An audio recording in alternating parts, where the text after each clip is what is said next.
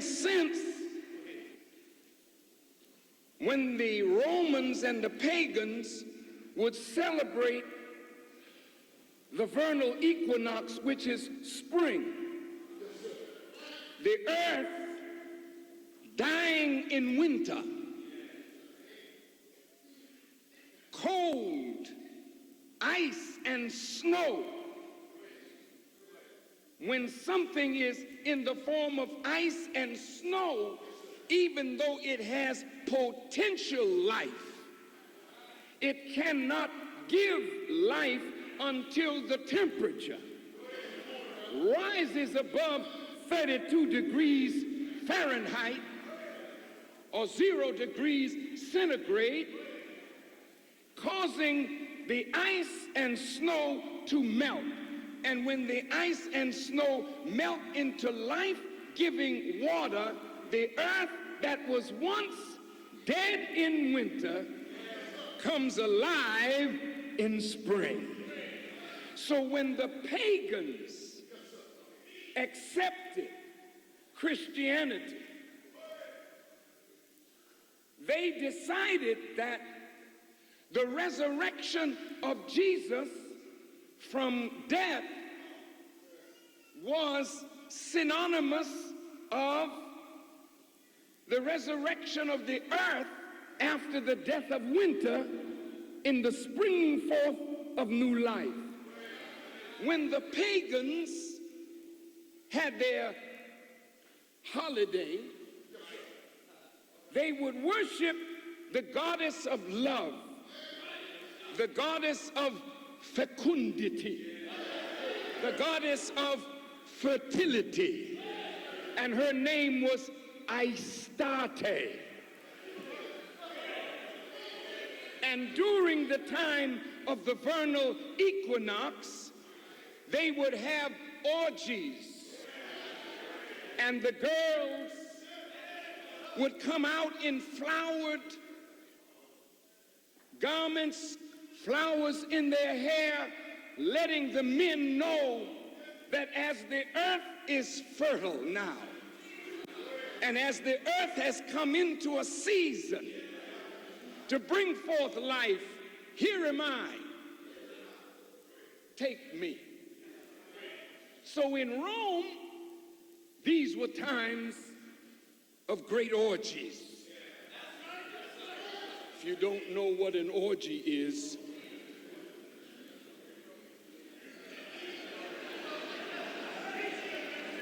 I don't know what country you live in. You should know as much as this is going on. So in Easter, now this ain't got nothing to do with Jesus now. They buy new clothes because it's Easter. Just like the earth looks like it's putting on a new garment in spring. For you to be in harmony with the resurrection of the earth, you would buy a new garment for Easter. And the women would, of course, buy the bonnets with a lot of flowers and whatnot. Then you go to church. Hadn't been all year. So Easter Sunday is a fashion show, especially when it's time for communion.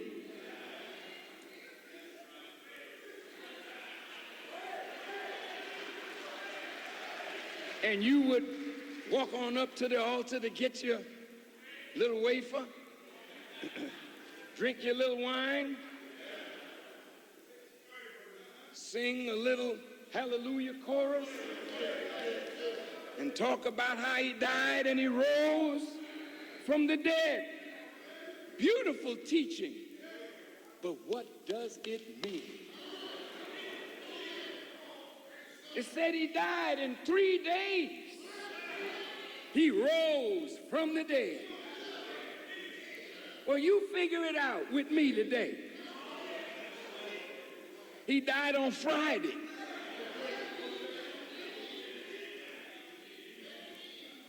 Friday in the evening. He was hanging a while. I don't know why you call it Good Friday. Except that what he did was going to produce good for humanity.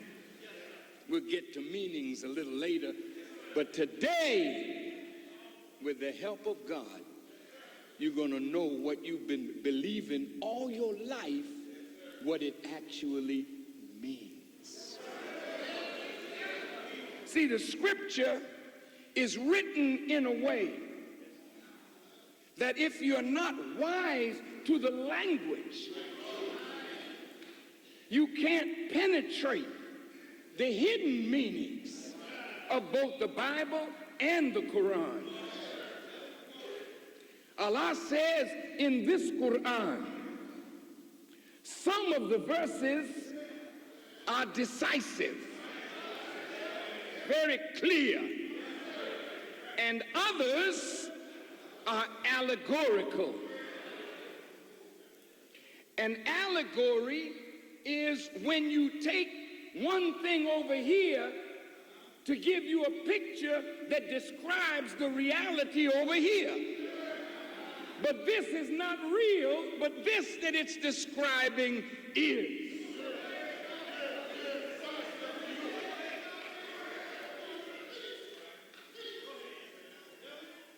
So the Quran says, those in whose hearts is a disease, they favor the allegorical part because then they can give it their interpretation.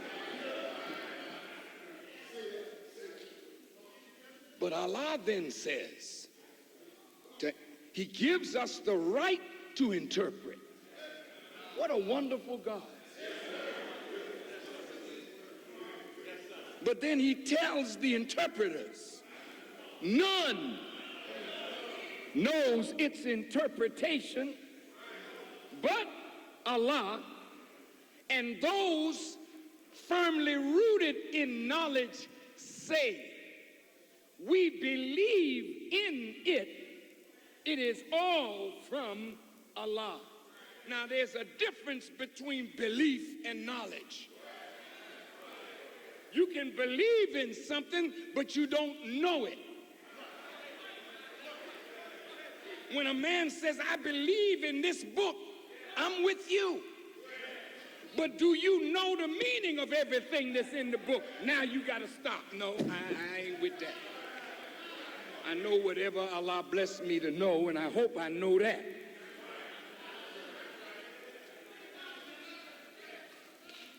But Allah says, and none knows its interpretation but Allah. And those firmly rooted in knowledge, they say, we believe in it. It is all from Allah. Now, there's a lot of allegory in the gospel teachings of this great Messiah, Jesus. And most Christians don't know that Muslims believe in Jesus. Most Christians think we just believe in Muhammad. But as a Muslim, we believe in all of the prophets and the scriptures that they brought. But today, what is demanded is a true interpretation of the Word of God. Why? Because in misunderstanding and misinterpretation, Satan can have a field day. But when God gives you the meaning of His Word, it is so clear. And as the scripture says, He'll make it so plain that a fool would find it hard to make a mistake. and as foolish as we have been, we need God to help us to understand the beauty of his word.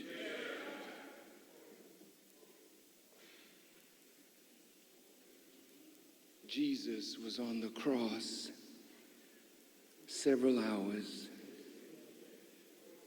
and then the book says he gave up the ghost. But it was in the evening, Friday, an earthquake came, and the disbelievers that were around the cross casting lots for his garments said, truly this is the Son of God. It took an earthquake. Great darkness comes over and an earthquake to make them say, well, this man that we've been doing all of this to, now these are the disbelievers that put him up there. They're saying, truly, surely, he is the Son of God. A man by the name of Joseph of whatever. Thank you. Joseph of Arimathea came and took him to a tomb. They wanted to make sure that nobody would steal his body and then claim he had risen from the dead. So they put a stone and sealed the tomb, and then put centurions on the outside of the tomb to make sure that nobody would come. But the centurions that were watching fell asleep on the watch. It says, and the angel came and rolled the stone away. And the Jesus that they had laid in the tomb had risen, was gone. It was females, not the males, that were around the tomb. The men were somewhere shook up. I mean, these were some jive dudes, you hear me? After Jesus had done all this for these brothers, in his hour of trial, which really was their trial, you notice Jesus didn't speak. He just wouldn't talk. So Isaiah the prophet said he was like a sheep, dumb before its shearers. And if you've ever had a sheep, when it's time around next month, when they shear the sheep, they turn the sheep over and flip it and hold it and shear it. And you don't see the sheep saying nothing. Somebody taking its wool, and the sheep ain't even saying bah. Well, that's the description that they gave of Jesus in court, and he's not testifying. Because it really wasn't his trial. That's why the Christians sing the song, were you there when they crucified my Lord? Because it wasn't my Lord's trial. It was yours, because that man walked among you. That man taught you. That man healed the blind, made the deaf hear, the dumb speak, and raised the dead to life. And yet in his trial, those weak ones didn't even show up.